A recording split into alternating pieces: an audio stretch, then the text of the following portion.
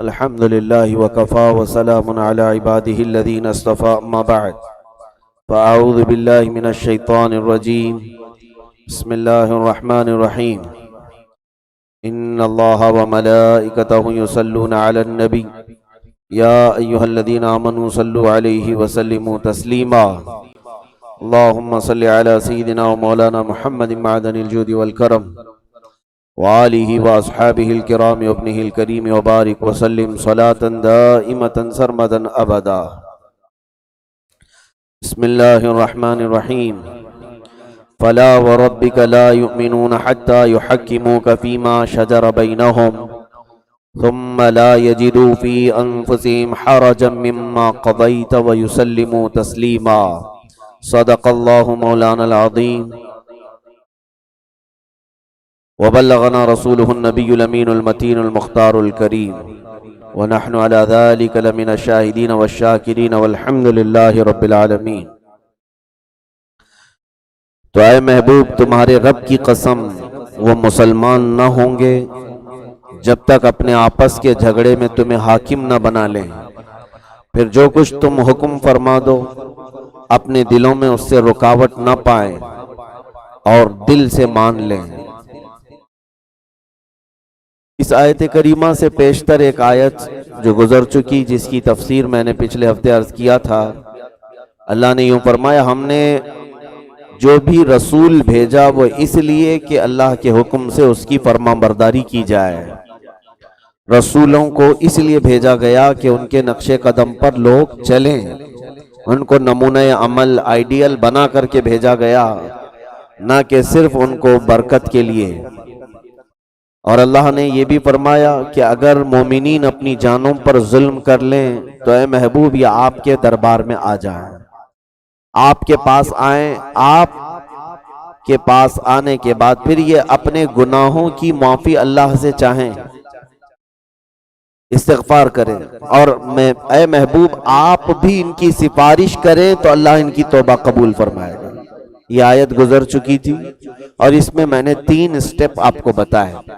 جب کبھی کسی سے گناہ ہو گیا، گناہ ظلم کا نام ہے، جو بھی گناہ ہے وہ ظلم ہے، اور ظلم کی ڈیفینیشن میں نے بتائی ہے وضع الشیء علی غیر محلہ، یعنی ایک چیز کو اس کے مقام کے علاوہ دوسرے مقام پر رکھ دینا، اسی کو ظلم کہتے ہیں۔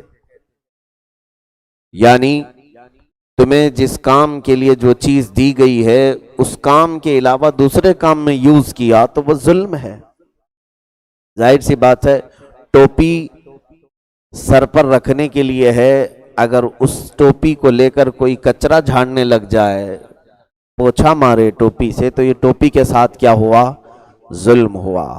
تو اسی کو ظلم کہتے ہیں، جو چیز جس کام کے لیے دی گئی ہے اس کے علاوہ یوز کرو گے ظلم ہے۔ اب یہ انسان کو معلوم کرنا چاہیے کہ مجھے اللہ نے زبان کیوں دی۔ زبان کو اللہ نے جس کام کے لیے دیا اس کے علاوہ اگر تم نے یوز کیا تو زبان کے ساتھ تم نے کیا کیا؟ ظلم کیا۔ یہ ہر پارٹ کے ساتھ، ہمارے جسم کے ہر عضو کے ساتھ ہے۔ آپ کو اللہ نے کان کس لیے دیے؟ اگر کان اللہ تعالیٰ کی رضا کے علاوہ دوسرے کاموں میں تم نے استعمال کیا تو کانوں کے ساتھ تم نے ظلم کیا، ہاتھوں کے ساتھ ظلم ہوا ہے، پیروں کے ساتھ ظلم ہوا ہے۔ اسی ظلم کا ذکر اللہ فرما رہا ہے وَلَوْ أَنَّهُمْ إِذْ ظَلَمُوا أَنفُسَهُمْ، اگر مومنین اپنی جانوں پر ظلم کر لیں یعنی گناہ میں آلودہ ہو جائیں، تو اب ان کے پاس کیا کرنا ہے؟ طریقہ، پروسیس دیکھو، اپنی صفائی، اپنی بخشش، اپنی معافی کرانے کا جو پروسیس ہے وہ یہ ہے۔ سب سے پہلی چیز اللہ نے فرمایا جاؤکا، یہ لوگ میرے محبوب آپ کے دربار میں آئیں۔ پہلا سٹیپ ہے حضور صلی اللہ علیہ وسلم کے دربار میں حاضری دو، اور اس مسئلے کو میں نے حل کر کے بتا دیا کہ ہر ایک کو مدینہ طیبہ حاضر ہونے کی استطاعت نہیں، طاقت نہیں، تو کیا کرے گا؟ تو حضور کو اللہ نے حاضر و ناظر بنایا ہے۔ جب بھی کوئی مومن بندہ حضور کو تصور کرے تو گویا کہ وہ حضور کے دربار میں حاضر ہو گیا۔ یہاں بیٹھ کر کے بھی اگر کسی نے یہ تصور کیا کہ میں میرے نبی کونین صلی اللہ علیہ وسلم کے دربار میں حاضر ہوں، اس لیے کہ میرے مولا نے مجھے حکم دیا ہے کہ جب گناہ ہو جائیں تو میرے نبی کے دربار میں آ جاؤ۔ میرے پاس پیسے نہیں ہے، طاقت نہیں ہے کہ مدینے تک پہنچ جاؤں، تو یہی سے آپ نے تصور کیا گویا کہ آپ نبی کونین صلی اللہ علیہ وسلم کے دربار میں حاضر ہو گئے۔ ایک چیز ہو گئی، گناہ ہو جانے کے بعد اپنی بخشش کروانے کے لیے پہلا کام کیا ہے؟ حضور کے دربار میں حاضری۔ دوسرا، اس آیت میں، یہ گزری ہوئی آیت کو میں جوڑ رہا ہوں آپ کو، دوسری چیز فاستغفر اللہ، اللہ فرماتا ہے حاضر ہو کر خاموش نہیں بلکہ اللہ کی بارگاہ میں شرمندہ ہو کر کے معافی طلب کریں۔ حضور صلی اللہ علیہ وسلم کے دربار میں آئیں اور اللہ سے معافی طلب کریں۔ یہاں ایک نقطہ سمجھ میں نہیں آتا، مولا بخشش تو تجھ سے ہی مانگنا ہے ہم کو، اور معاف بھی تو ہی کرنے والا ہے، تو دربار رسول میں کیوں بلا رہا ہے؟ حکم دے دیتا کہ جب بھی گناہ ہو جائیں مجھ سے معافی طلب کرو، میں معاف کر دوں گا۔ جب تم اپنی جانوں پر ظلم کرو تو استغفار پڑھو، میں تمہیں معاف کر دوں گا۔ لیکن اللہ نے یہ پروسیس جو بتایا ہے، جب گناہ ہو جائیں تو پہلے آؤ رسول کے دربار میں، رسول کے دربار میں آؤ، اور اس کے بعد پھر تم وہاں کھڑے ہو کر حضور کو اپنے سامنے محسوس کر کے اللہ کی بارگاہ میں استغفار کرو۔ یہ صرف اور صرف اس لیے کہ اللہ تعالیٰ چاہتا ہے محبوب اکرم صلی اللہ علیہ وسلم کی شان محبوبی دکھائی جائے، کہ بے ان کے واسطے خدا کچھ عطا کرے، بے ان کے واسطے خدا کچھ عطا کرے، ہاشا، غلط یہ ہوس بے بسر کی ہے۔ اعلیٰ حضرت فرماتے ہیں ان کو چھوڑ کر کے اگر تم یہ سوچتے ہو کہ میں اللہ سے اپنی بخشش کروا دوں، ایسا نہیں ہے۔ اعلیٰ حضرت نے تو یہاں تک فرمایا وہ جہنم میں گیا جو ان سے مستغنی ہوا۔ مستغنی کہتے ہیں جو بے نیاز ہو گئے، مجھے اب رسول کی ضرورت نہیں، میرا مولا ہے، خالق ہے، مالک ہے۔ وہ جہنم میں گیا جو ان سے مستغنی ہوا ہے، خلیل اللہ کو بھی حاجت رسول اللہ کی، انبیاء کرام کو بھی حاجت رہی ہے۔ آدم علیہ السلام دنیا میں تشریف لائے، 350 سال تک روتے رہے، 350 سال، ان کی عمر 1000 سال کی ہو گئی آدم علیہ السلام، 350 سال تک روتے رہے اس خطا پر جو جنت میں ہوئی تھی۔ اللہ نے آپ کو ایک پھل کھانے سے منع کیا تھا، آپ نے کھا لیا تھا، وہ واپس دنیا میں اتارے گئے تھے اور روتے رہے۔ سب سے زیادہ دنیا میں رونے والوں میں آدم علیہ السلام کا نام، داؤد علیہ السلام کا نام سب سے زیادہ ہے، اور پھر اگر سب سے کثرت سے کسی کے انہوں نے تو اپنے لیے رویا ہے۔ آدم علیہ السلام اپنی اس خطا کو یاد کر کے روتے رہے، داؤد علیہ السلام اپنے رب کی محبت میں روتے رہے۔ ایک ہی شخصیت ہے جو امت کے لیے روئی، وہ محمد رسول اللہ ہے۔ میرے آقا صلی اللہ علیہ وسلم نے اللہ کیا جہنم اب بھی نہ سرد ہوگا، رو رو کے مصطفیٰ نے دریا بہا دیے ہیں۔ میرے عزیزوں، 350 سال تک روتے رہے آدم علیہ السلام۔ اس کے بعد قرآن میں اللہ فرماتا ہے فَتَلَقَّى آدَمُ مِن رَبِّهِ كَلِمَاتٍ فَتَابَ عَلَيْهِ، اللہ نے آدم علیہ السلام کے دل میں کچھ کلمے ڈال دیے، کچھ کلمے ان کے دل میں ڈال دیے۔ اللہ کا کام ہے کسی کے بھی دل میں کوئی بھی کلمہ ڈال دے۔ وہ کلمے کیا تھے؟ مفسرین نے الگ الگ کلمے بیان فرمائے ہیں۔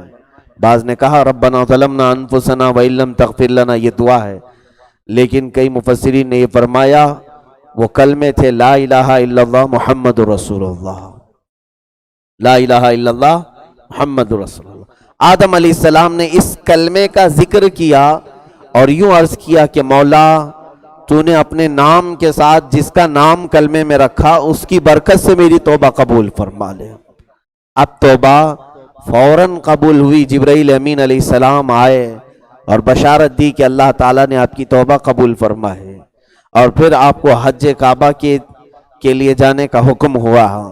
میں یہاں کہنا یہ چاہتا ہوں میرے عزیزو، جب وہ نبی ابو الانبیاء، سارے نبیوں کے بھی تو باپ ہیں، ابو البشر سارے انسانوں کے بھی باپ ہیں، خلیفہ اول ہیں، اللہ رب العزت کے خلیفہ ہیں، کیونکہ قرآن میں اللہ نے فرمایا انسان کو اللہ نے اپنا خلیفہ بنا کر بھیجا ہے، خلیفۃ اللہ فی الارض، زمین میں وہ اللہ کے خلیفہ، سارے نبیوں کے باپ، بلکہ ساری انسانیت کے والد، ان کو 350 سال کے بعد میرے رسول کی حاجت ہوئی، حضور صلی اللہ تعالی علیہ وسلم کی طرف توجہ کر کے انہوں نے اللہ کے حضور دعا کیا، تو میرے عزیزو امتی کو کیسے حاجت نہ ہوگی؟ جو یہ کہتے ہیں کہ اب نبی کونین صلی اللہ علیہ وسلم کا وسیلہ لینا نہیں چاہیے، حضور صلی اللہ تعالی علیہ وسلم کے پاس جا کر کے اپنے استغفار اور گناہوں کی بات نہیں کرنی چاہیے، میں کہتا ہوں انہوں نے اور ایک ظلم کیا، آلریڈی تو بہت سارے ظلم ہیں ان کے، انہوں نے یہ کہہ کر کے اور ظلم کیا، تو پھر ٹھیک ہے تمہیں مبارک ہو، ہم تو قرآن کے اس پروسیس پر چلنا چاہتے ہیں۔ اللہ نے جو ہمیں بتایا ہے کہ جب مومنین اپنی جانوں پر ظلم کریں تو اے نبی آپ کے دربار میں آئیں اور اللہ کی بارگاہ میں استغفار کریں۔ تیسرا سٹیپ ہے، 2 ہو گئے، دربار رسول میں آنا اور اللہ کے حضور یا رسول پاک کے پاس کھڑے ہو کر اللہ سے بخشش مانگنا، 2 اصول ہو گئے۔ تیسرا اصول ہے رسول بھی تمہاری سفارش کریں، اس پر ڈیپینڈ ہے آپ۔ وَاسْتَغْفَرَ لَهُمُ الرَّسُولُ آیت ہے، رسول بھی ان کی سفارش کریں، لَوَجَدُ اللَّهَ تَوَّابًا رَحِيمًا، اللہ فرماتا تو پھر اللہ ان کی سب کی توبہ قبول کرنے والا ہوگا، رحم کرنے والا ہوگا۔ سب دیکھیں گے کہ اللہ بہت جلدی توبہ قبول کرنے والا ہے، بہت جلدی ان پر رحم کرنے والا ہے۔ یہ 3 چیزیں تو ہونا ہی ہونا ہے میرے عزیزوں۔ اگر یہ 3 چیزیں دیکھنا ہو تو حضرت معاذ اسلمی کی زندگی میں ہم دیکھتے ہیں، ایک صحابی ہیں، جوان صحابی تھے، سن کر کے دہل جاتے ہم، حدیث پاک میں اس لیے میں عرض کر رہا ہوں۔ معاذ اسلمی، ان سے خطا ہو گئی اور بڑی خطا ہوئی، چھوٹی خطا نہیں، بڑی خطا ہو گئی۔ حضور صلی اللہ تعالیٰ علیہ وسلم اپنے صحابہ کے ساتھ بیٹھے تھے، یہ آئے رونے لگے کہ یا رسول اللہ صلی اللہ علیہ وسلم مجھے پاک کر دیجئے، مجھے پاک کر دیجئے، بے قراری بڑھتی جا رہی، بے چینی بڑھتی جا رہی۔ حضور نے فرمایا معاذ تم نے کیا کیا ہے؟ کہا بس ایک بھیانک گناہ ہو گیا ہے، میں کہہ نہیں پاؤں گا۔ حضور صلی اللہ علیہ وسلم نے پھر پوچھا بتاؤ تو صحیح کون سا گناہ کیا؟ کہا یا رسول اللہ صلی اللہ علیہ وسلم اس محفل میں کہنے کے لیے کلیجہ منہ کو آتا ہے، وہ سسکیاں لیتے تھے، بول نہیں پا رہے تھے۔ صحابہ نے ہمت دی تو انہوں نے عرض کیا یا رسول اللہ صلی اللہ علیہ وسلم مجھ سے یعنی ایک خطا یہ ہوئی ہے کہ زنا ہو گیا ہے۔ آج کے دور میں تو اس کو ہلکا سمجھ لیا گیا اس لیے، لیکن ایک صحابی رسول اگر ان سے خطأً ہو گیا، یہ جان بوجھ کر کے نہیں رہا، لیکن ان کی خطائیں پوری امت کے لیے عطائیں ہیں، سبق ہے ہمارے لیے، عبرت ہے، بہت ساری چیزیں ہیں۔ حضور پاک صلی اللہ علیہ وسلم نے اپنا چہرہ ان سے پھیر لیا، جیسی حضور نے چہرہ مبارک پھیر لیا وہ دھاڑے مار کر رونے لگے۔ اسی کی ترجمانی تو اعلیٰ حضرت نے اپنے شعر میں کہی ہے، تجھ سے جو منہ چھپاؤں تو کروں کس کے سامنے، کیا اور کسی سے توقع نظر کی ہے، بد ہیں تو آپ کے، بھلے ہیں تو آپ کے، ٹکڑوں پہ یہیں کے پلے ہیں، رخ کدھر کریں۔ تو صحابی نے رونا شروع کیا یا رسول اللہ اگر آپ بھی اپنا چہرہ مجھ سے پھیر لیں تو میں کس کے پاس جاؤں گا، کس کو اپنا دکھ سناؤں، کہاں سے میں بخشش مانگوں گا۔ میرے عزیزو رسول پاک صلی اللہ علیہ وسلم نے انہیں یہ نہیں فرمایا جا خانہ کعبہ کے پاس اللہ کے دربار میں سجدہ کر، یہاں کیوں آ گیا؟ حضور نے بھی یہ نہیں فرمایا۔ اور اس صحابی کو پوچھو، وہ صحابی نے بھی کبھی صحابی سے پوچھو کہ آپ کو تو معلوم ہے بخشتا اللہ ہے، آپ رسول کے پاس کیوں چلے گئے؟ ان کی روح آج بھی تمہیں جواب دے گی، وہ صحابی ہیں، وہابی نہیں، صحابی ہیں۔ انہوں نے یہ طور طریقہ میرے آقا صلی اللہ تعالی علیہ وسلم سے سیکھا تھا کہ کچھ خطائیں ہوں تو پہلے دربار رسول میں حاضر ہوں، اور وہاں سے جو حکم ملے اس پر ہی سب کچھ ڈیپینڈ ہے۔ حضور صلی اللہ علیہ وسلم نے پھر ان کے رونے کو دیکھ کر کے قریب بلایا اور پوچھا ہوش و حواس میں کہہ رہے ہو؟ کہا ہاں یا رسول اللہ، ہوش و حواس میں کہہ رہا ہوں۔ پوچھا تمہیں معلوم ہے اسلام میں زنا پر کیا سزا ہے؟ شادی شدہ ہو تو پتھروں سے مار مار کر ہلاک کر دیا جائے گا، سنسار کیا جائے گا، سنگسار، یہ سخت ترین سزا ہے اسلام میں۔ اور ایک بات یاد رکھو، دنیا میں جو سزا دی جائے گی یہ 100 میں سے 99% نہیں ہے، 1% ہے۔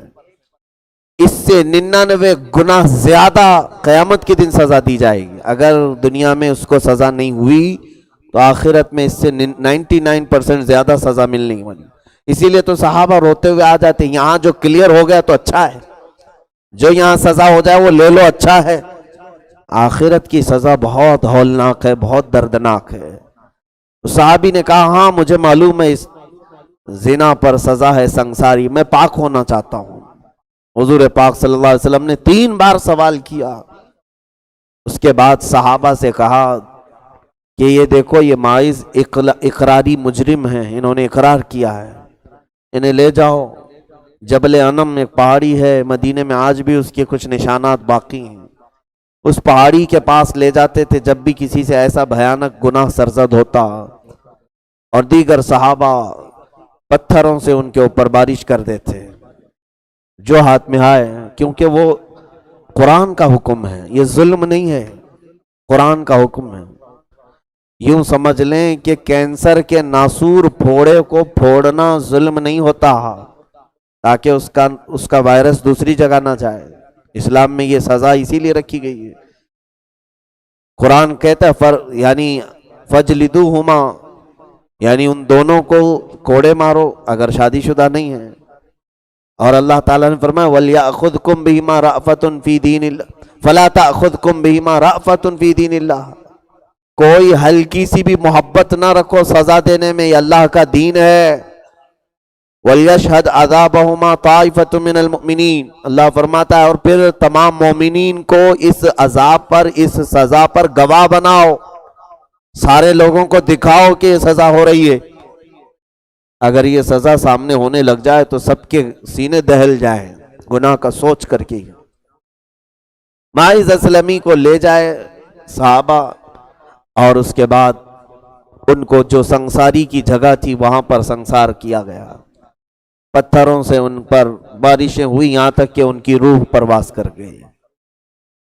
واپس آئے میرے آقا صلی اللہ تعالی علیہ وسلم کے پاس، صحابہ واپس آئے، حضور خاموش بیٹھے تھے، غمگین بیٹھے تھے۔ میں یہ تینوں سٹیپ حضور کے یہاں بتا رہا ہوں آپ کو، یعنی یہ جو تینوں چیزیں میں نے بتایا نا، گناہ ہو جائے تو پہلا کام کیا ہے؟ رسول کے دربار میں حاضر ہو۔ ماعز اسلمی نے وہی کیا رضی اللہ تعالیٰ۔ دوسرا سٹیپ ہے استغفار کرنا، یہ طلب کرنا کہ مجھے پاک کر دے۔ وہ حضرت ماعز اسلمی نے وہ بھی کیا، کیونکہ اللہ کی سزا کو قبول کیا انہوں نے، حضور نے جو کہا اس کو قبول کر لیا۔ تیسرا سٹیپ ہے اب نبی کی سفارش ان کے لیے ہونا، اب وہ چیز رہ گئی۔ صحابہ جب واپس آئے میرے آقا صلی اللہ علیہ وسلم نے پوچھا ماعز اسلمی کو جب مار رہے تھے تم تو اس کی کیا کیفیت تھی، کیا کہہ رہا تھا؟ تو کچھ صحابہ نے کہا، ایک صحابی نے کہا میں نے اونٹ کی ایک ہڈی لے کر اس کی کھوپڑی پر ماری تو خون کا فوارہ میرے جسم پر آ گیا۔ اور کسی نے کہا وہ آپ کو پکار رہے تھے یا رسول اللہ، وہ آپ کو ندا دے رہے تھے۔ تو حضور صلی اللہ علیہ وسلم نے اس صحابی کو کہا خبردار جس کو تم نے پاپی کہا۔ ایک صحابی نے کہا میں نے یہ سوچ کر کے کہ ایک گنہگار کا، ایک پاپی کا خون میرے جسم پر آ گیا، میں کپڑا جھٹک کر کے پیچھے آ گیا۔ حضور نے کہا خبردار مت کہو اس طرح ماعز کو۔ حضور کو دیکھا صحابہ نے تو میرے آقا کی آنکھوں میں موٹے موٹے آنسوؤں کے قطرے آ گئے تھے۔ پوچھا یا رسول اللہ صلی اللہ علیہ وسلم آپ ان پر رحم کر رہے ہیں سزا کے متعلق؟ کہا ہاں میں نے سفارش کی اللہ کی بارگاہ میں، ابھی جبرائیل آئے تھے اور جبرائیل نے یہ مجھے بشارت دی کہ اے اللہ کے نبی آپ کے ماعز نے سنساری کے وقت ایسی توبہ کی ہے کہ اللہ اس کی توبہ کے بدولت پورے مدینے والوں کے گناہ معاف فرماتی ہے۔ یہ حدیث پاک میں ہے۔ جب کوئی بندہ بارگاہ رسول صلی اللہ تعالی علیہ وسلم میں اپنے گناہوں کی بپتا لے کر حاضر ہوتا ہے۔ میرے عزیزو، دنیا کی عدالتیں الگ ہیں، مصطفیٰ کی عدالت الگ ہے۔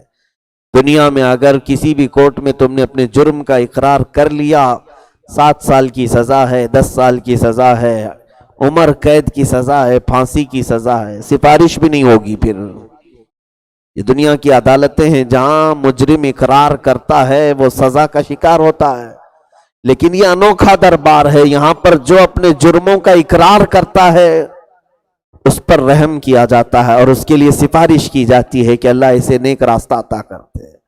ایسے ایک دو نہیں، بے شمار قصے ہیں۔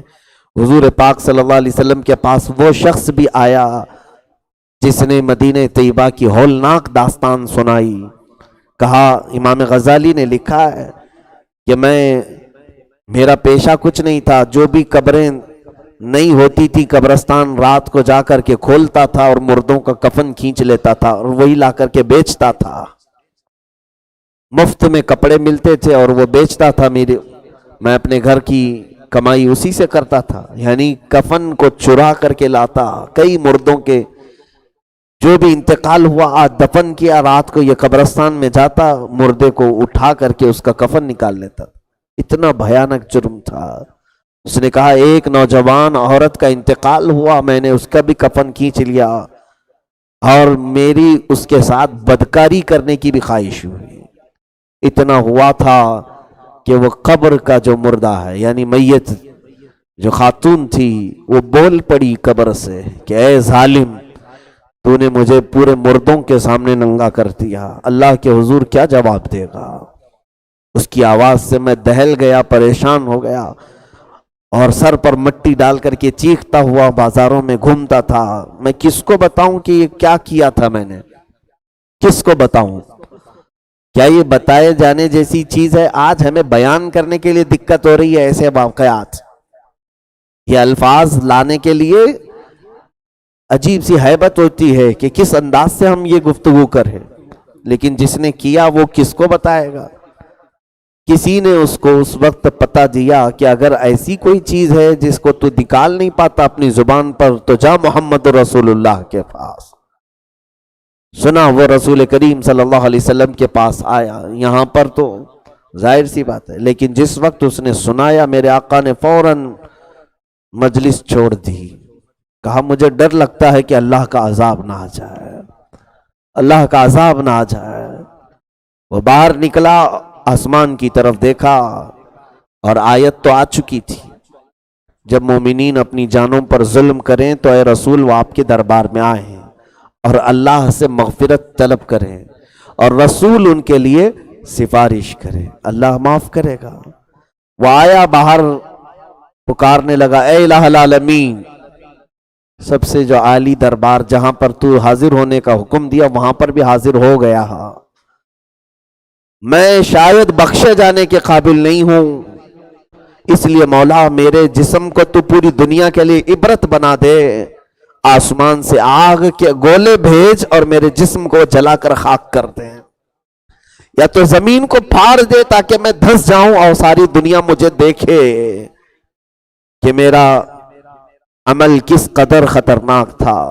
اللہ رب العزت نے جبرائیل امین کو بھیجا، اے رسول، اللہ فرماتا ہے اس بندے کو بلائیں، اللہ کا رحم، اللہ کا ستر، اللہ کا غفار ہونا اس کے گناہوں سے بھی زیادہ ہے۔ آپ اس کی سفارش کریں، مولا معاف فرمائے گا۔ عزیزان گرامی وقار، یہ پروسیس تو ہے ہی ہے، اس کے بغیر اگر تم یہ چاہتے ہو کہ میں تمام چیزیں حل کر لوں گا تو اللہ رب العزت کی تعلیمات سے تم منحرف ہو، ہٹ رہے ہو۔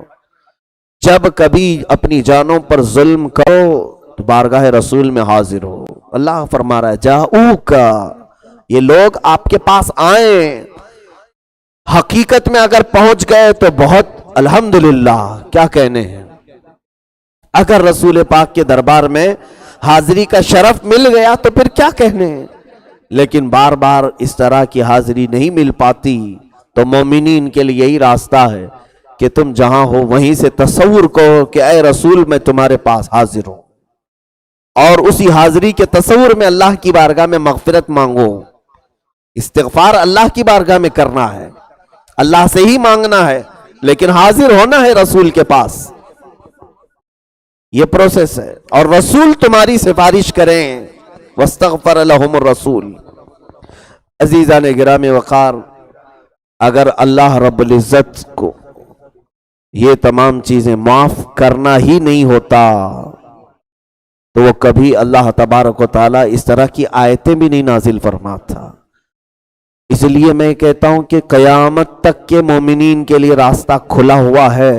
کچھ لوگ ابھی کیا سوچتے ہیں، اب مسجد جانے سے کیا فائدہ، میں بہت گناہ کر چکا ہوں، میری تو لائف ہی الگ ہو چکی ہے، ہم جیسے لوگ مسجد کیا جائیں.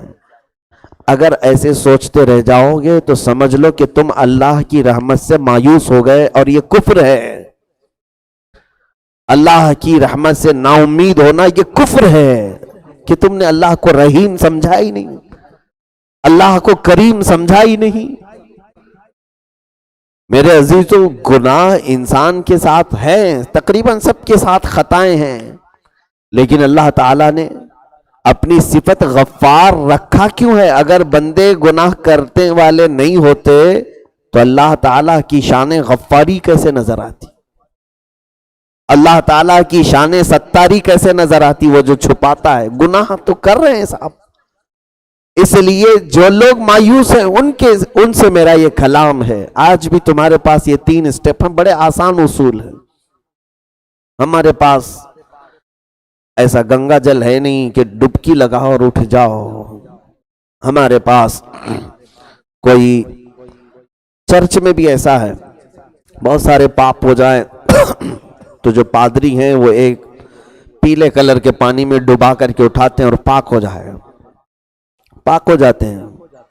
سب کے پاس الگ الگ طریقے ہیں، لیکن یہ سب طریقوں میں اسلام جو طریقہ بتا رہا ہے اس کی ایک توجہ کریں.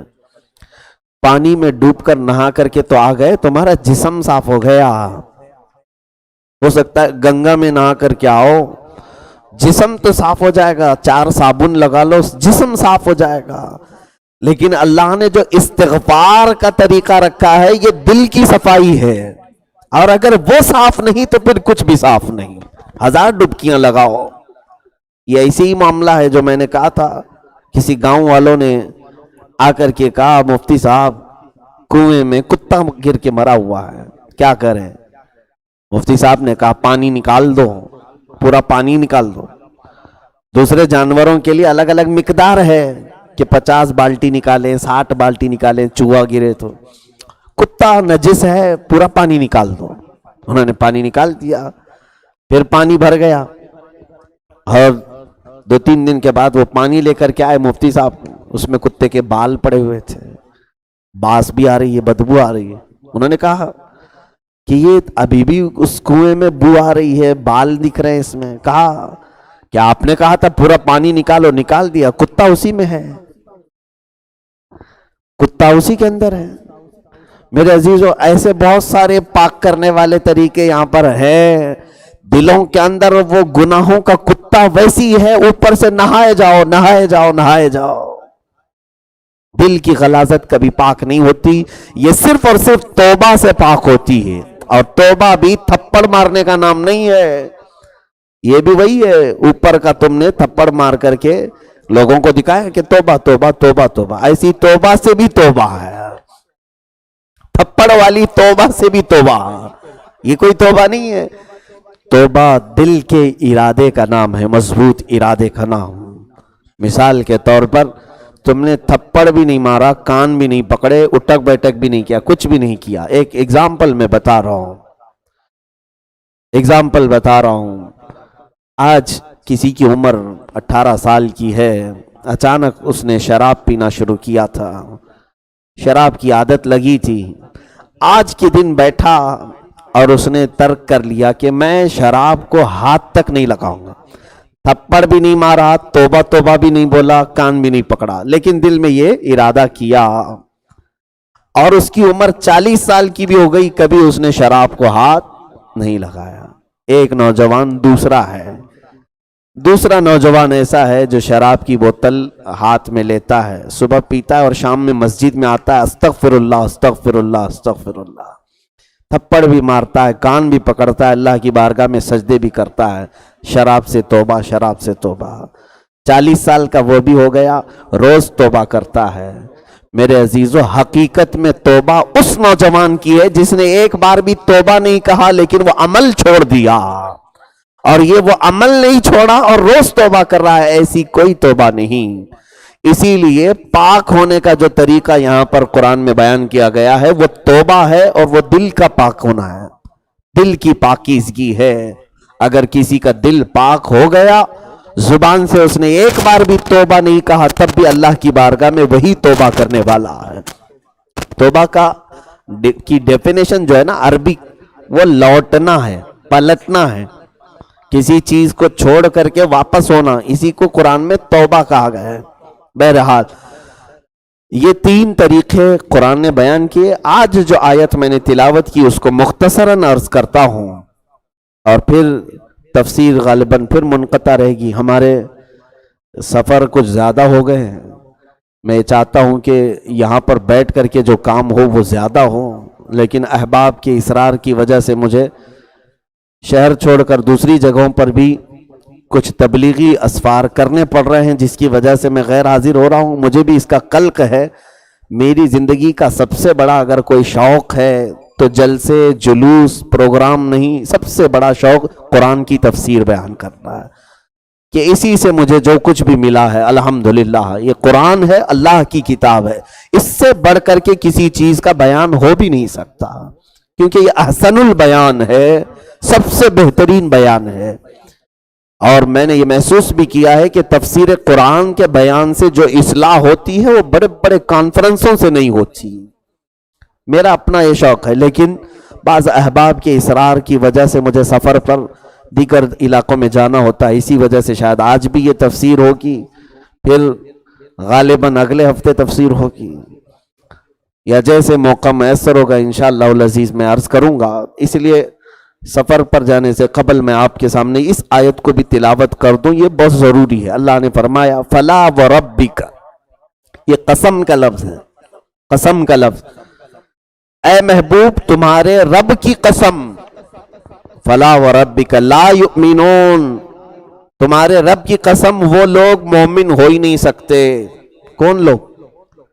لا یؤمنون، اللہ نے فرمایا، یہ کلام الہی ہے، اور ایمان اور کفر کو اگر اللہ ہی بتا دے تو یہ فائنل بات ہے۔ آپ میرے پاس آئے اور کہا کہ حضرت یہ مومن ہے کہ نہیں ہے، میں نے کہا مومن ہے، کیا یہ فائنل بات ہے؟ اللہ کی بارگاہ میں جب فیصلہ ہوگا تب پتہ چلے گا کہ کون مومن ہے اور کون کافر ہے۔ اور یہاں رب تعالیٰ واضح طریقے سے بیان فرما رہا ہے، اے محبوب تمہارے رب کی قسم وہ مومن ہو ہی نہیں سکتے۔ کون؟ حتی یحکموک فیما شجر بینہم، جو اپنے آپس کے معاملوں میں آپ کو حاکم نہ بنائیں۔ اللہ اکبر، حضور کو جس نے حکم نہیں مانا اپنے آپس کے معاملات میں، وہ مومن ہے ہی نہیں، ایمان سے نکل گیا۔ میرے عزیزو، اسی لیے کہا ہے شاعر نے، طریق مصطفیٰ کو چھوڑنا ہے وجہ بربادی، اسی سے قوم دنیا میں ہوئی ہے بے اقتدار اپنی۔ اور اقبال کے اشعار اگر دیکھو گے تو کل ہمارا دین جو ہے رسول کریم صلی اللہ تعالیٰ علیہ وسلم کے ارد گرد ہے۔ قرآن بھی ہم سب کو ملا ہے تو وہ زبان رسول سے ملا ہے، حضور کی ذات کے آس پاس ہے دین، اور اگر تم ان کو ہی حکم نہیں بناؤ گے تو پھر اللہ تبارک و تعالیٰ تم پر ظالموں کو ایسے مسلط کرے گا کہ وہ کم ذات کے لوگ تمہارے فیصلے کرنے بیٹھیں گے۔ آج ہو بھی رہا ہے یہی۔ میں نے پچھلے مرتبہ بھی یہ کہا نا کہ دارالقضا ہمارے ختم ہونے کو آ گئے، اللہ ماشاءاللہ چند لوگ اب بھی چلا رہے ہیں۔ مجھے خوشی ہے اس بات کی کہ کچھ علماء چھوٹے موٹے طریقے سے ہی صحیح وہ اپنا دارالقضا چلا رہے ہیں کہ مسلمانوں کے معاملات اللہ اور اس کے رسول کے فرمان کے مطابق حل کیے جائیں۔ آج بھی ہیں ایسی کچھ جگہ، لیکن یہ اکثر ختم ہونے کو آ گئے۔ ہر مسجد نکاح خوانی تو ضرور کروا رہی ہے، ہر مسجد قرآن خوانی تو ضرور کروا رہی ہے، ہر مسجد میت کے جنازے تو ضرور کروا رہی ہے، لیکن ہر مسجد کا یہ بھی رول تھا بڑا کہ اپنے آس پاس کے مسلمانوں کے نجی معاملات کو مسجد کے لوگ حل کیا کریں قرآن و حدیث کی روشنی میں، تاکہ انہیں پولیس کورٹ کچہری کے چکر کاٹنے نہ پڑے۔ ہاں بڑے معاملات اگر جرائم ہو گئے، کرائم ہو گئے، تو ڈپارٹمنٹ دیکھے اس کو کہ کسی نے کسی کا مرڈر کیا ہے، کسی نے کچھ قتل کیا ہے، اور وہ معاملات تفتیش کے ہیں، انویسٹیگیشن کے ہیں، تو وہ سب معاملات ان کے ہیں۔ لیکن جہاں شوہر بیوی کے معاملات، باپ بیٹے کے معاملات، بھائی بہن کے معاملات، جائیداد کے معاملات، طلاق، خلا، عدت، نکاح، یہ معاملات ہمارے پرسنل ہیں، آج ہم نے حل کرنا چھوڑ دیا، تبھی ظالموں نے قوانین اسلام میں دخل اندازی کرنا شروع کر دیا۔ ان کو کیا پڑی تھی 3 طلاق کے مسئلے کو پارلیمنٹ میں بحث کرنے کی؟ کیا پڑی تھی ان کو؟ اس لیے کہ آج کورٹ میں جا کر کے دیکھیں تو سب سے زیادہ طلاق کے معاملات بھی پائے جا رہے ہیں، دوسرے معاملات کی بجائے طلاق کے معاملات زیادہ آتے ہیں، جس کی وجہ سے جب یہ کسی کو بھی، کسی چور کو جب تک یہ نہیں پتا چلتا کہ اس کا مال باہر آیا ہے، تب تک وہ چوری کا ارادہ نہیں کرتا۔ آپ نے اپنے تمام معاملات کو آشکار کیا، دوسروں کو حکم بنایا، کاش اللہ اور اس کے رسول کو حکم بناتے ہیں، اور رسول پاک کے فرامین ہر چیز میں موجود ہے۔ حکم مانو میرے آقا صلی اللہ علیہ وسلم کو، تو یہ دیکھو کوئی بھی تم پر دوسرا حاکم نہیں بنے گا انشاءاللہ۔ اور یہ آیت اس وقت نازل ہوئی تھی جب حضرت عمر فاروق کا وہ معاملہ پیش آیا تھا جو تفسیر میں گزر چکا ہے، ایک یہودی کا ایک مسلمان سے جو جھگڑا ہوا، بشر نام کا مسلمان، زمین کا معاملہ تھا۔ اس مسلمان اور یہودی کے معاملے کو لے کر کے یہ دونوں حضور کے پاس پہنچے، حضور نے دونوں کے معاملات سنے، کہا کہ مسلمان سے کہ تو دستبردار ہو جا، وہ زمین یہودی کی ہے اسے دے دے۔ حضور نے فیصلہ کر دیا، ہو گئی بات، ختم ہو گئی، وہ فائنل ہے۔ لیکن وہ باہر نکل کر کے اس مسلمان نے، وہ نام کا مسلمان تھا، اس یہودی سے کہا میں اس فیصلے کو نہیں مانتا۔ کیوں؟ زمین جا رہی ہے نا، ایسے بہت آج بھی ہیں، اگر ان کے حق میں فیصلہ نہ کرو تو ایسی شریعت کو ہی نہیں مانتے ہم، معاذ اللہ رب العالمین، اور ان کو زمین دلا دو کہیں گے یہی شریعت ہے ہماری۔ یہ منافقین ہیں۔ کلما اضاء لهم مشوا فیہ، قرآن نے ان کی علامت بیان کی، جب جب روشنی آتی ہے اس میں چلتے ہیں، وَإِذَا أَظْلَمَ عَلَيْهِمْ قَامُوا، اور جب کوئی اندھیرا آتا ہے تو کھڑے ہو جاتے ہیں، نہیں ہم کو تھوڑی نہ جانا ہے۔ وہ کہتے تھے بدر میں جب مسلمانوں کو فتح ہوئی، مال غنیمت زیادہ آیا، نعرے لگاتے تھے اسلام سے بڑھ کر کوئی دین ہی نہیں ہے، یہی حق دین ہے۔ احد میں جب 70 جانیں چلی گئی تو کہتے اے برا دین ہے یہ، اس میں تو صرف موت ہی ہو رہی ہے، مال بھی خسارے میں ہے، یہ اسلام کوئی صحیح دین نہیں۔ یہ منافقین تھے، مال ملے تو ان کا ہے، اور مال نہ ملے نقصان ہو تو وہ دین ہی نہیں ہے۔ آج بھی ایسے لوگ ہیں، یہ منافقین کے علامات ہیں، بیٹھے جائیداد اس کی تھوڑی سی زیادہ دے دی، اس کا حق، ارے کسی صاحب نے یہ تک کہہ دیا بہنوں کو اتنا حق اگر دینا ہے تو پھر ہم شادی کیوں کروائے ان کی؟ ہم نے شادی بھی کروائی، جہیز بھی دیا، مال بھی دیا، اور اب آپ کہہ رہے ہیں کہ ہمارا ایک حصہ ہے اور ان کا آدھا حصہ ہے باپ کی وراثت میں، ہم کائے کے لیے بہنوں کو دیں؟ آلریڈی ہم نے شادی میں اتنے لاکھ خرچہ کر دیے۔ میں نے کہا میاں یہ میں نہیں کہہ رہا ہوں، تمہارا رب کہہ رہا ہے، رسول فرما رہے ہیں، میری اوقات کیا ہے، میری حیثیت کیا ہے میں تجھے کہوں کہ تیری بہن کو آدھا حصہ دے دے؟ یہ تو تیرے رب نے کہا ہے جس نے تجھے پیدا کیا ہے، معاذ اللہ رب العالمین۔ اس نے کہا نہیں میں ایسی چیز کو نہیں مانتا، میں ایسی چیز کو نہیں مانتا۔ 4 بہنیں ہیں، اگر میں ان کو آدھا آدھا دوں گا تو کتنا حصہ اس میں سے چلا جائے گا؟ میرے بھی بال بچے ہیں، بیوی ہیں، میں نے اپنے ماں باپ کی خدمت کی ہے، وہ 4 بہنیں تو اپنے شوہروں کے ساتھ ہیں۔ میرے عزیزوں، ان ظالموں نے اسلام کو اپنی طبیعت کا مذہب بنایا ہے، اپنی طبیعت کا، اور یاد رکھو یہ طبیعت کا جنہوں نے مذہب بنایا انہی کے لیے آیت آئی ہے، میں نے آج جمعہ میں تلاوت کی تھی، ارأیت من اتخذ الہہ ہواہ افانت تکون علیہ وکیلا۔ اے رسول کیا آپ نہیں دیکھتے کچھ وہ ہیں جو اپنی خواہشات کو اپنا خدا بنا کر رکھے ہیں، جیسی ان کی خواہش ہے ویسی وہ کرتے ہیں۔ اے رسول کیا آپ ایسوں کی سفارش کریں گے ہماری بارگاہ میں؟ اللہ کے رسول بھی ایسوں کی سفارش نہیں کریں گے جنہوں نے دین کو کھلونا بنایا۔ تو حضرت عمر فاروق کے پاس وہ لوگ دونوں آئے، اس یہودی نے اور مسلمان نے۔ مسلمان میں نام کہہ رہا ہوں بس، جو رسول کی بات نہیں مانا، کہا کہ مجھے فیصلہ تسلیم نہیں ہے، دونوں آئے حضرت عمر کے پاس۔ اس یہودی نے کہا یہ فیصلہ آلریڈی ہو چکا ہے سپریم میں، اور پھر نیچے آیا ہی ہے، الٹا کر رہا ہے نا۔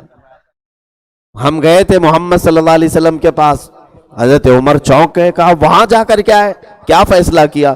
کہا کہ زمین یہ میری ہے۔ کہا پھر کیا ہوا؟ وہ مسلمان کہتا ہے کہ نہیں میں ان کا فیصلہ نہیں مانتا، آپ زیادہ بہتر فیصلہ کرتے ہو۔ حضرت عمر نے تلوار نکالی اور اس کی گردن اڑا دی۔ کہا کہ تو مسلمان ہے، ختم ہی کر دو، قصہ ختم کر دو۔ اور یہ بات مدینے میں مشہور ہو گئی کہ ایک مسلمان کو مار دیا حضرت عمر۔ حضور نے بھی بلایا، حضرت عمر سے کہا مسلمان کا قتل کیا آپ نے؟ کہا نہیں، مسلمان کا نہیں، پوری دنیا کہہ رہی ہے مسلمان کا قتل کیا۔ حضرت عمر نے کہا نہیں، میرا دل یہ کہہ رہا تھا وہ مسلمان ہے ہی نہیں۔ کہا دل ایسا کسی کا بھی کہنے لگے تو قانون تو نہیں ہے، قانون تو نہیں ہے، تمہارا دل کیسے کہہ رہا تھا؟ کہا یا رسول اللہ وہ آپ کا فیصلہ نہیں مانا، اس وقت تک یہ آرڈر نہیں آیا تھا، اور جب حضور نے جلال کا اظہار فرمایا کہ تم نے اس کا قتل کیسے کر دیا، اللہ نے یہ آیت نازل فرمائی فلا وربک، اے محبوب آپ کے رب کی قسم، لا یؤمنون، وہ مومن ہو ہی نہیں سکتا حتی یحکموک فیما شجر بینہم، جو اپنے آپس کے معاملات میں آپ کو حکم نہیں تسلیم کرتا۔ رب تعالیٰ نے مہر لگا دی حضرت عمر کی۔ حضور نے مسکرا کر حضرت عمر کو دیکھا، اسی لیے حضرت عمر کا ایک لقب ہے الموافق رأیہ للوحی والکتاب۔ ہمیشہ اکثر ایسا ہوتا ہے کہ رائے ان کی پہلے نکل آتی ہے اور اللہ ان کی رائے کے موافق میں آیت اتار دیتا ہے۔ آیت آ گئی اور یہ قانون بن گیا۔ اب اگر حضرت عمر کی عدالت ہوتی تو پتہ نہیں ہمارے محلوں میں سے کتنوں کے سر چلے جاتے ہیں۔ حضرت عمر کی عدالت ہوتی تو میں جملہ بڑی ذمہ داری کے ساتھ کہہ رہا ہوں، میں یہ نہیں کہہ رہا ہوں کہ میں اڑاؤں گا، حضرت عمر کی عدالت ہوتی اور جو یہ کہتا کہ مجھے رسول کا حکم نہیں تسلیم ہے تو پھر وہ بہت ڈینجر فیصلہ ہے۔ عزیزان گرامی وقار، اگر چلو ٹھیک ہے آج عمر فاروق رضی اللہ تعالیٰ عنہ کی عدالت اگرچہ نہیں، اسلامی حکومت اگرچہ نہیں، تم اگر سر اٹھا کر کے کہہ بھی دو گے کہ مجھے رسول کی یہ بات تسلیم نہیں، انتظار کرو قیامت کے دن بھی ایک عدالت قائم ہونے والی ہے۔ الیس اللہ باحکم الحاکمین، اللہ فرماتا ہے کیا اللہ احکم الحاکمین نہیں ہے؟ سارے حاکموں کا بھی وہ حاکم ہے، وہ تو تمہارے ساتھ پھر فیصلہ کرے گا کہ تم نے رسول کی بات کو کیوں نہیں مانا اور حکم انہیں کیوں نہیں بنایا۔ میرے عزیزو، کبھی بھی ایسے معاملات آئیں دنیا میں، اگر کچھ تم کو دست برداری کرنا پڑے، کچھ چھوڑنا پڑے، اللہ کے لیے چھوڑ دو، چھوڑ دو، اس لیے کہ رسول کا آرڈر ہے، رسول کا فرمان۔ میں آپ کو ایک بات بتاؤں، 8-10 دن پہلے کی بات ہے، مشکل سے 10 دن گزرے ہوں گے۔ ایک نوجوان لڑکا نشے کے اس میں دھت رہتا تھا، سارے لوگ جانتے تھے اس کو۔ ابھی کی بات بتا رہا ہوں، عمر میرے خیال سے 25 سے 30 سال کے قریب کی ہوگی، یا ہو سکتا ہے 30 کے آس پاس، شادی شدہ ہے۔ ہمارے بیانات وغیرہ میں بھی آتا تھا لیکن بڑی مشکل سے، کیونکہ ہمیشہ جب بھی بولا جائے اس کے دوست احباب تو کہتے ہیں ناپاک ہوں، میں مسجد میں نہیں آ پاتا، ناپاک ہوں ناپاک ہوں۔ ماں باپ کا انتقال ہوا، بہن ہے، اب بہن اور اس کے درمیان جائیداد کو لے کے معاملہ ہو گیا۔ بہن وہ اپنا حصہ مانگ رہی تھی کہ مجھے اتنا حصہ چاہیے، اس نے کہا میں نہیں دوں گا، میرے باپ کا ہے، تیری شادی ہو گئی ہے فلاں فلاں۔ اور اس کے دماغ میں فطور یہ بھر گیا کہ اس کا جو شوہر ہے، میری بہن کا شوہر، میرا جو جیجا ہے، میرا بہنوی ہے، یہ سب سکھا رہا ہے اس کو۔ گھر پہ گیا، مار توڑ کیا، جو کچھ بھی کیا۔ میرے پاس پھر آیا، کہا کہ آپ بتائیے۔ میں نے سارے معاملات دیکھا، کچھ ایسی بھی چیزیں تھی جیسے دوسروں کے ہاں بھی ہم نے فیصلے سنائے، اچھے اچھے داڑھی والوں کو بھی فیصلے سنائے، جو لوگ مسجد میں پہلی صف والے تھے ان کو بھی ہم نے فیصلے سنائے، ان کو تجربہ ہے کہ کتنے فیصلوں کو مان کے جاتے ہیں اور کتنے منہ بگاڑ کے جاتے ہیں، وہ بھی تجربہ تھا۔ اور یہ تو آلریڈی یہ نشیڑی ہے، اس کو اب میں اللہ اس کے رسول کا حکم سناؤں؟ پھر بھی جو تھا حکم شرع بیان کیا کہ بیٹا شریعت کا حکم یہ ہے، رسول پاک صلی اللہ تعالی علیہ وسلم نے بہنوں کے حق کے متعلق اتنا فرمایا، فون رکھ دیا، بات نہیں ہوئی۔ میں نے سمجھا کہ یہ ٹیڑھا ہے اور ٹیڑھا رہے گا، اس کی بہن کی طرف سے بھی بات آئی ہے، میں نے کہا میں جو بولنا تھا وہ بول دیا، مجھے کہیں سے یہ امید بھی نہیں تھی۔ اس کی بہن نے کہا، دوسرے دن شام میں آ کر اس نے سارے پراپرٹی کے کاغذات وغیرہ رکھے، سائن کیا اور کہا مجھے امام صاحب نے کہا ہے کہ یہ رسول اللہ کا حکم ہے، اس لیے میں تجھے دے رہا ہوں۔ نشہ میں دھت رہتا ہے، دل سے میرے لیے میں دعا کرتا ہوں کہ آج کچھ وہ لوگ بھی ہیں جن کے دل پر میرے آقا کی حکومت قائم ہے، انہوں نے اللہ کے رسول کو اپنا حکم تسلیم کیا، اور اگر اس نے کچھ چیز اپنی دستبردار کی ہے دنیا میں، ہو سکتا ہے دل نہیں مانے گا کہ ایک فلیٹ جا رہا تھا، ایک پورا فلیٹ جا رہا تھا، دل نہیں مانتا، اگرچہ لالچ دنیا کی ایسی ہے۔ صرف اس نوجوان نے اتنا کہا کہ مجھے یہ سننے کو ملا ہے، میں ان پڑھ ہوں، کہ رسول اللہ نے یہ فرمایا ہے کہ بہن کا یہ حق ہے، اس لیے میں تجھے دے رہا ہوں، سائن کر کے دے دیا۔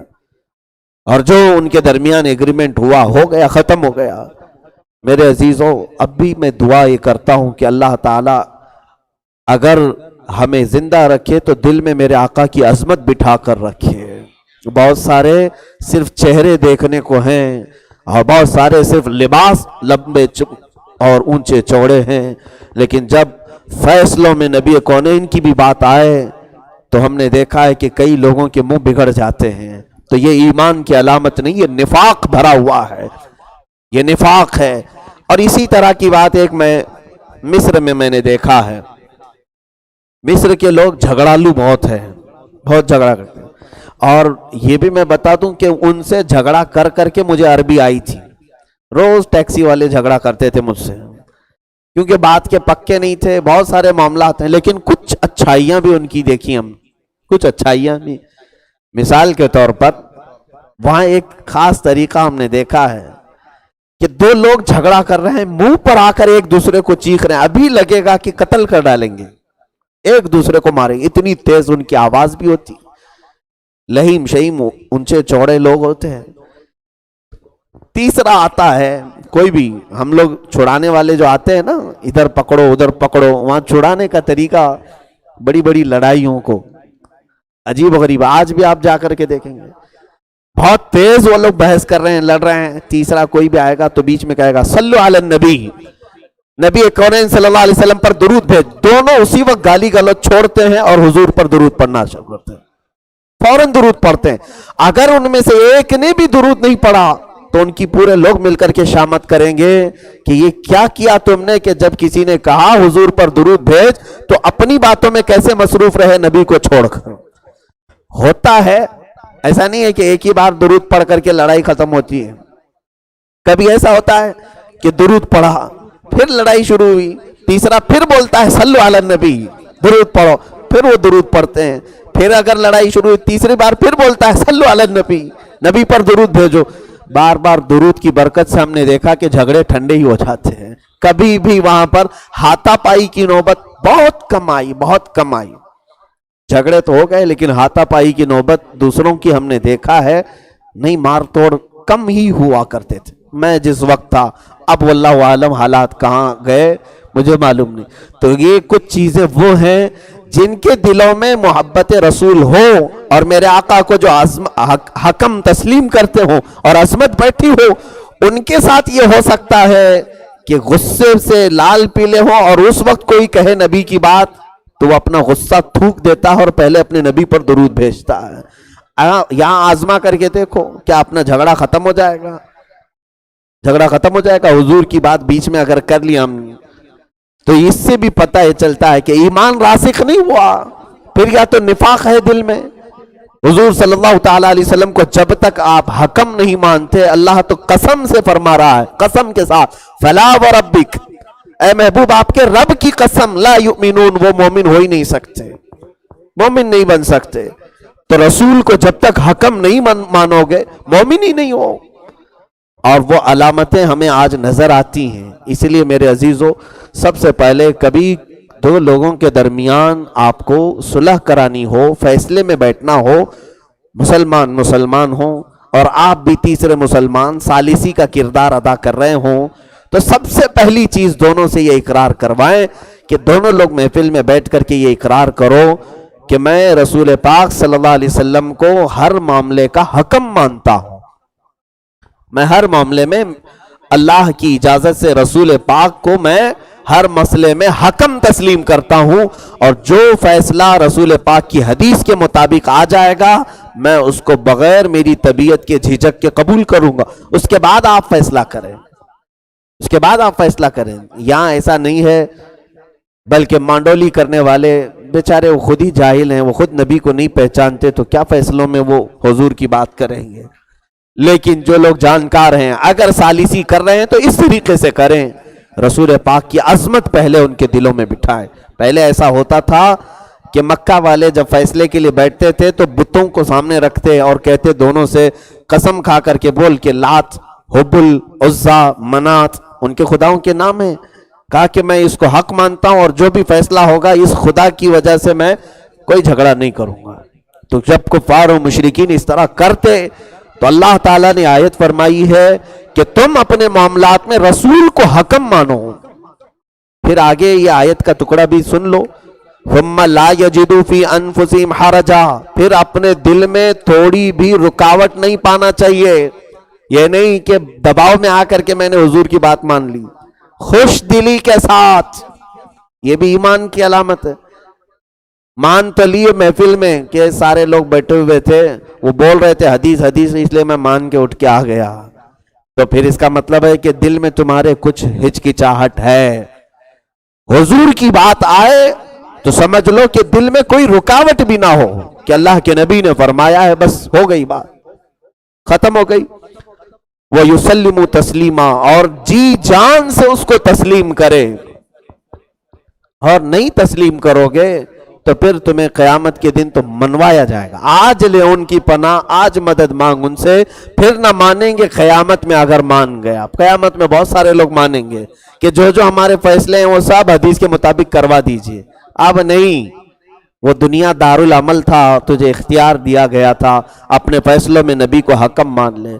اس لیے میرے عزیزوں، کئی مرتبہ ہم نے دیکھا کہ کچھ وہ نوجوان، جیسے میں نے جس نوجوان کی بات کی مجھے فخر ہوتا ہے اس پر، کہ اگرچہ وہ کچھ برے کاموں میں مبتلا ہے، ایک نہ ایک دن اللہ رب العزت اسے صراط مستقیم پر ضرور قائم کرے گا، اس لیے کہ اس نے نبی کی بات کی عظمت اپنے دل میں رکھی اور دنیا سے وہ دستبردار ہوا۔ چھوٹی چیز نہیں تھی، لاکھوں کی پراپرٹی سے وہ دستبردار ہوا، سبکدوش ہوا، اور صرف قانون مصطفیٰ سمجھ کر کے اپنی بہن کو وہ حق دیا، حصہ دیا۔